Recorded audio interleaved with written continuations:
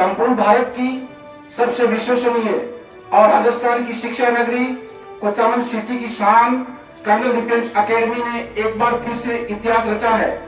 दिसंबर और जनवरी महीने में आयोजित अखिल भारतीय सैनिक और मिलिट्री स्कूल प्रवेश परीक्षा में हमारे टोटल 21 कैडेट्स बैठे थे। उसमें से 18 कैडेट्स की सफलताएं अपने आप में एक बहुत ही अद्भुत कीर्तिमान है।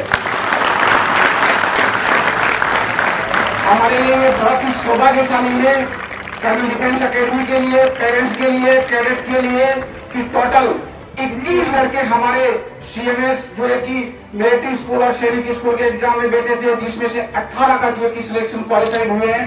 बहुत ही अपनी आप में गर्व की बात है। इसके लिए मैं कर्नल डिफेंस एकेडमी के सभी मैनेजमेंट के लोग, टीचर, फैकल्टी सबका और इनका पेरेंट्स जो इन्होंने पीछे से अपने बच्चों को मोटिवेट किया था, सबका मैं बहुत ही धन्यवाद और शुक्रगुजार करता हूं। और आप लोग यहाँ पर अमूल्य टाइम निकाल करके आए, इसके लिए भी मैं आपका बहुत बहुत धन्यवाद करना चाहता हूँ एडवांस में।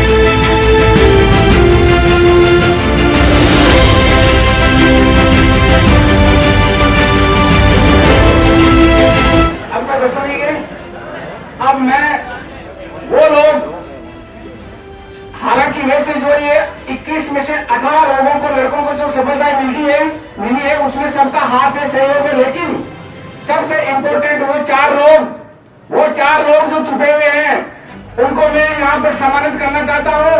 सबसे पहले HOD colonel defence military academy के पवन कुमार जी, उसके बाद में सरिता मैम, तीसरी करण जी और चौथी हमारे आर्य साहब। तो सबसे पहले मैं सुनीता मैम को रिक्वेस्ट करता हूँ कि आगे बढ़ा लें और श्रीमती सुनीता मैम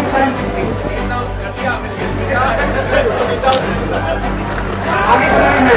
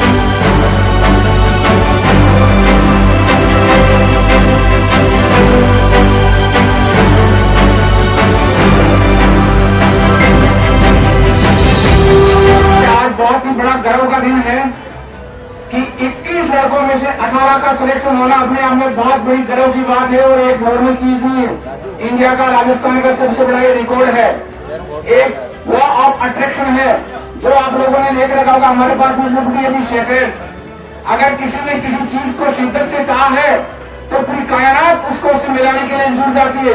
पूरे ग्रह नक्षत्र यूनिवर्स की पूरी energy somehow they try their best to make the situation in his favor। तो ये लॉ ऑफ अट्रैक्शन है, शिद्दत से जिसने चाहा है उसको मिलेगी ही मिलेगी। मैं आपको बताता हूँ, जिंदगी के अंदर अगर आपको सफलता पाना है तो सफलता पाने के लिए दो चीज का होना जरूरी है, पहला हौसला, दूसरा फैसला।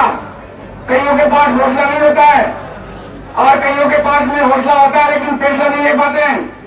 कई फैसला ले लेते हैं लेकिन फैसला लेने के बाद में 2 कदम आगे जाते हैं और 2 कदम पीछे चले जाते हैं, कंफ्यूजन स्टेट ऑफ माइंड में रहते हैं। और जिंदगी में यही कारण है कि 95% लोग अपने मिशन में फेल हो जाते हैं। सपना लो जिंदगी के अंदर, लेकिन सपना लेने के बाद में सोओ मत, सपना लेने के बाद में बैठो मत, क्योंकि सपना सोते सोते सपना लेना और बैठे बैठे सपना लेने से कभी भी रास्ता आपको साफ दिखाई नहीं देगा, विजिबिलिटी जीरो रहेगी। सपना लेने के बाद में एक संकल्प लो और संकल्प लेने के बाद में आप 2 कदम आगे रखो तो आपको रास्ता अपने आप साफ दिखाई देगा। जिंदगी के अंदर करियर में अगर आपको सफलता पानी है तो एक बड़ा फैसला लो और निर्णय लेने के बाद में कभी भी पलट के मत देखो, क्योंकि पलट के देखने वाले लोग कभी इतिहास नहीं रचते हैं। और मैं हमारे संस्था के चेयरमैन कर्नल नंदकिशोर जी झाका साहब से निवेदन करता हूँ कि जरूर इस एक बहुत ही बड़ा जो आयोजन हुआ है इसके बारे में 2 शब्द कहे और हमारे बच्चों को और सबके लिए जो है कि हमारे बहुत ही अच्छा एक फेवरेबल होगा, तो 2 शब्द कहे। कर्नल साहब प्लीज रिक्वेस्ट कर लो।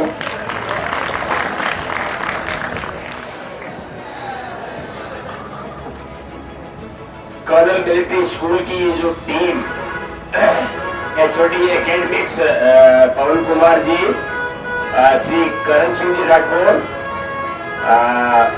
मिस सरिता चौधरी और संदीप आर्य सर, इनकी कड़ी मेहनत का ही नतीजा है कि आज हम ये सेलिब्रेशंस कर रहे हैं। सिलेक्टेड बच्चों का प्रतिभा सम्मान समारोह ये हमने रखा है, लेकिन पीछे बैकग्राउंड से कई लोग हैं जो खूब मेहनत कर रहे हैं और इसमें मैं आगे बुलाना चाहूंगा अंशुल मैम को, जो पूरे डेडिकेशन, डिटर्मिनेशन और पूरी निष्ठा और समर्पण से लगे रहते हैं रात और दिन। मिसेस सुंदर ढाका से निवेदन करूंगा कि अंशुल मैम का माल्यार्पण करके स्वागत करें।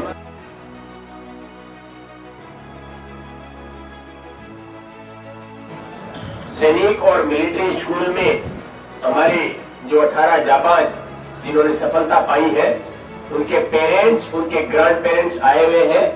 सबसे पहले तो मैं पेरेंट्स और ग्रैंड पेरेंट्स की अपने बच्चों को लेकर जो इनकी सोच रही है, उसके लिए इनका वाकई में ये बधाई के पात्र है कि इन्होंने इस एज में बच्चों के बारे में सोचा।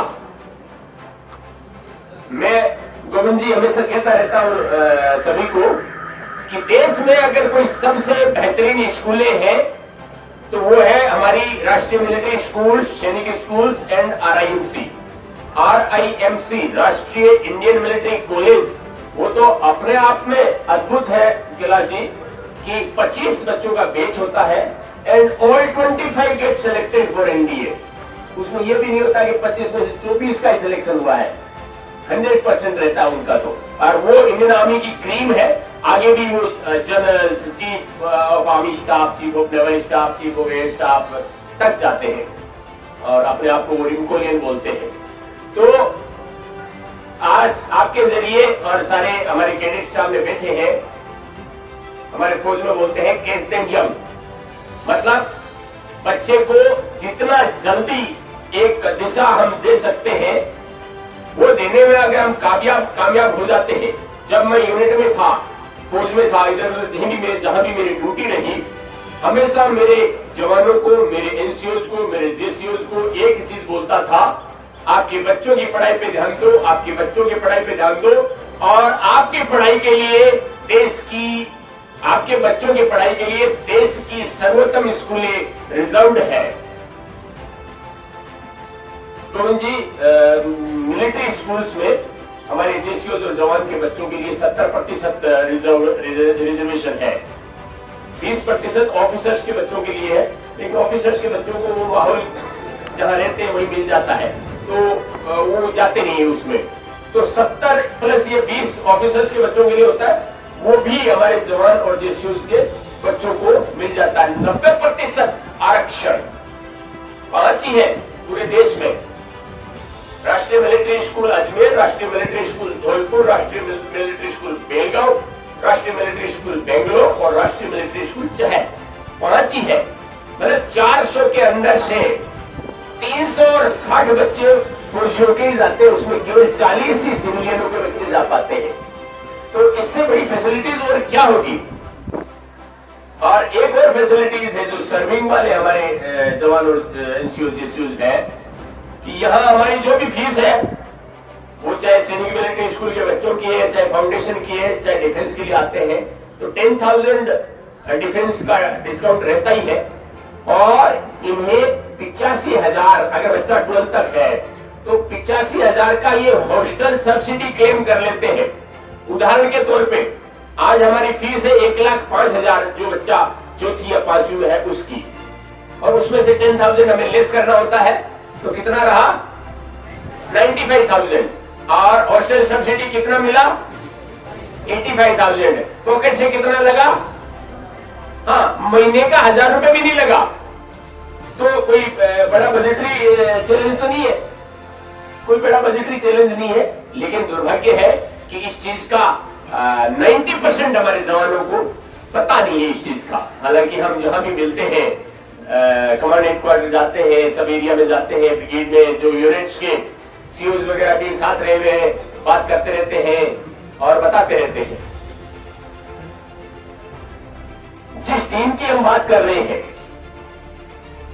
हमारे कर्नल मिलिट्री स्कूल के HOD एकेडमिक श्री पवन कुमार शर्मा जी और श्री करण सिंह जी राठौर, और इनके साथ में 2 फैकल्टीज और थी। ये पूरी फैकल्टीज जिनका लगभग 10 साल से ऊपर का अनुभव है सैनिक और मिलिट्री स्कूल के बच्चों को पढ़ाने का, और इन्होंने शानदार रिजल्ट दे रखे हैं। पिछली बार गोविंद जी 9th में राष्ट्रीय मिलिट्री स्कूल 5 में केवल एक ही बच्चे का चयन हुआ था और वो बच्चा हमारा था। 9th में बच्चों का उतना ही होता है जितना मान लो 6th 7th 8th में कोई बच्चा ड्रॉप आउट हो गया, कोई घर वाले उसको वापस ले गए हैं, या कोई मेडिकल कारणों से या डिसिप्लिन ग्राउंड्स पे किसी को निकाल दिया गया, तो वो भी 2-4 वैकेंसी जो खाली होती है कि वो भरने के लिए होता है। तो पिछली बार पूरी राष्ट्रीय मिलिट्री स्कूल्स जो है 9th में एक ही बच्चे का एडमिशन होना था और वो बच्चा कर्नल मिलिट्री स्कूल से तैयारी करके गया था। ये जो टीम है इसमें से क्या होता है, बीच में कोरोना की चपेट आ गई और कोरोना ने पूरा हमारे को झकझोर के रख दिया था। हम समय पे स्टाफ को सैलरी नहीं दे पाते थे और अंदर से इतना दुख होता था कि ये सारे के सारे हमारे ऊपर निर्भर है, स्कूल के एकेडमी के ऊपर निर्भर है और हम इनका परिवार कैसे चलेगा। आप लोगों ने बहुत सारी कहानियां सुनी होंगी टीचर्स को क्या क्या करना पड़ा था कोरोना के टाइम पे। तो ये मलाल रहेगा ताजी जिंदगी हमारी भी कि जब सपोर्ट चाहिए था उस टाइम हम भी उस स्थिति में नहीं थे कि इनको सपोर्ट प्रोवाइड करते। इस टीम के अंदर नई entry miss Sarita Chaudhary, baby पर खड़े हुई आप, और संदीप सर, कहाँ है संदीप सर? हाँ, हमने देखो क्वालिटी पे कोई कॉम्प्रोमाइज नहीं किया। Miss Sarita Chaudhary is a BTech from a renowned engineering college and Sandeep Arya sir, इन्होंने 3 बार आईसीएस मतलब आईएएस का एग्जाम के लिए तैयारी कर रखी है।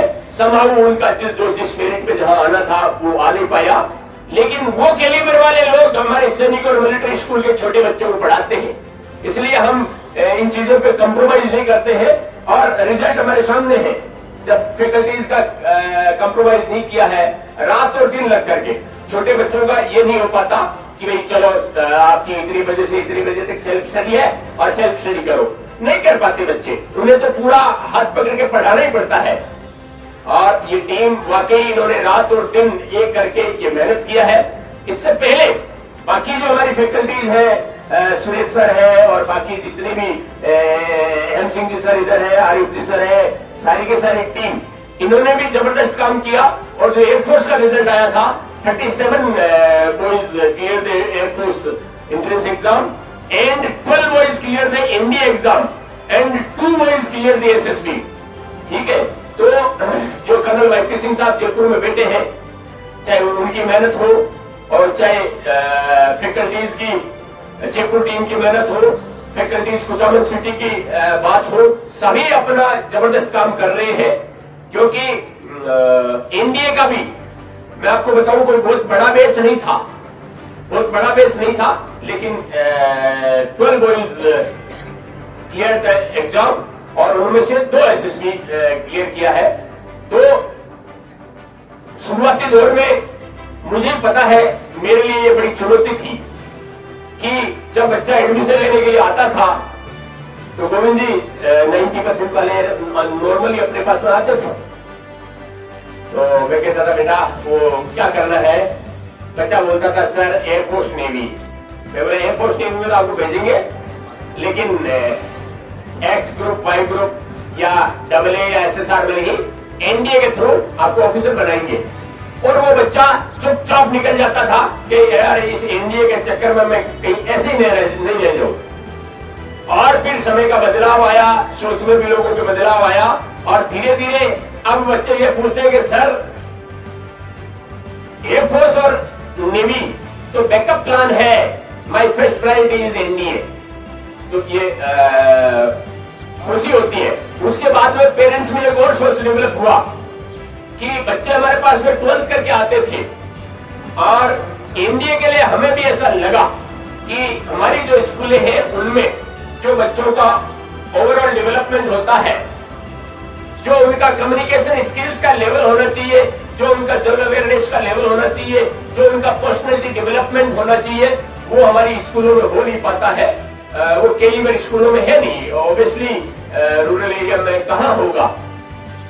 तो इसके लिए हमने सोचा कि क्यों ना बच्चे को 9th, 10th, 11th, 12th की पढ़ाई के साथ में ही एनडीए के लिए तैयार किया जाए।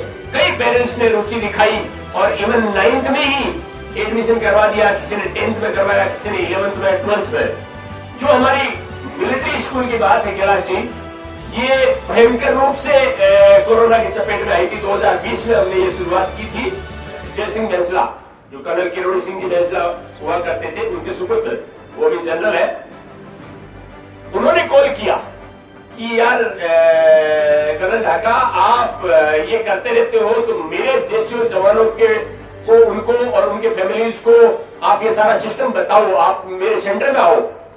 तो हमने एयर टिकट बनवा ली थी, लेकिन वो फिर कैंसिल करनी पड़ी। 20,000 रुपए की जो टिकट हमने बनवाई थी, वो उसमें से 20 रुपए वापस मिले नहीं। उसका कोई मलाल नहीं है, लेकिन कोरोना की जो चपेट में आ गई थी, इतना शानदार मेरी टीम ने प्रचार प्रसार किया था उस टाइम। पता नहीं कहां घूम के आए थे ये पवन जी। उनके पास में एक वो बाइक है, कौन सा नाम तो पता नहीं कौन सा है बाइक है? अरे आप लोग सब जानते हो। तो वो एवेंजर पे इन्होंने संपूर्ण राजस्थान और इंदरवाला यूपी का हिस्सा, जो आगरा मथुरा का, वो सारा नाप रखा था इन्होंने। ठीक है, तो मैं बात को ज्यादा नहीं खींचूंगा, क्योंकि मैं जयपुर से आने में लेट हो गया था, जिस वजह से सारे पेरेंट्स एक्चुअली परेशान हो गए थे कि सुबह के आए हुए बैठे हैं, वापस भी जाना है। आप सबको मेरी पूरी टीम की तरफ से बहुत बहुत हार्दिक बधाई और शुभकामनाएं कि आपने मेरी टीम के अंदर भरोसा जताया, जिसका आउटपुट इस टीम ने दिया है। इन्होंने हमारी सबकी बात रखी है, और आपके बच्चे भी बहुत होनहार है। मैं आपको बता रहा हूँ, कोई बड़ाई वाली वो बात नहीं है, ये बच्चे बहुत होनहार है, और ये फौज में आगे बहुत ऊंचे पदों पे जाएंगे, ऐसा मेरा विश्वास है। आप सब लोग पधारे। एक छोटे से निवेदन पे, मैं तो जयपुर गया हुआ था, मैंने मेजर साहब को बोला कि सब पेरेंट्स से पवन जी या आप या कोई स्टाफ पर्सनली बात करना, उनको बुलाना। आप सब लोग पधारे।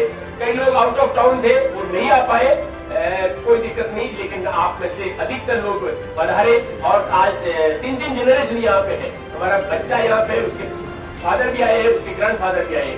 हमारे लिए बहुत बड़ी बात है। आप लोग पधारे, पुनः आपका हृदय की गहराई से बहुत बहुत धन्यवाद और आभार।